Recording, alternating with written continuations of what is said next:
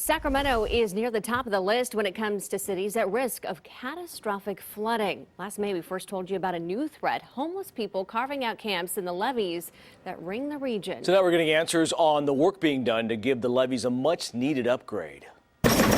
Construction crews are scrambling to finish up levee work in Sacramento before the wet weather sets in. It's very important. I mean, all we need to do is have one bad winter. Congresswoman Doris Matsui toured the project, which involves strengthening the levee with a 50-foot deep waterproof wall. We were cutting a trench in the actual roadway and putting in what we call a slurry mix to prevent seepage from undermining the levee system.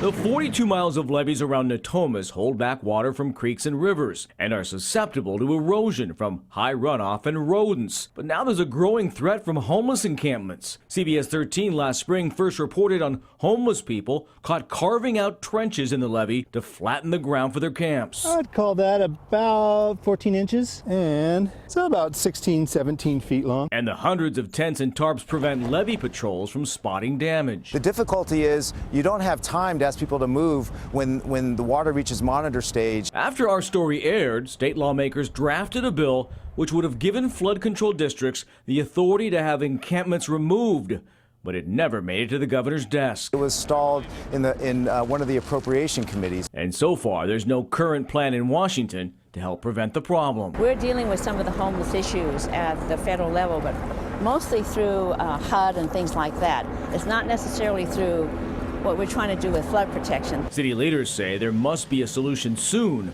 before disaster strikes. You can't put an entire city at risk to protect the right of a homeless person to dig into a federally protected structure.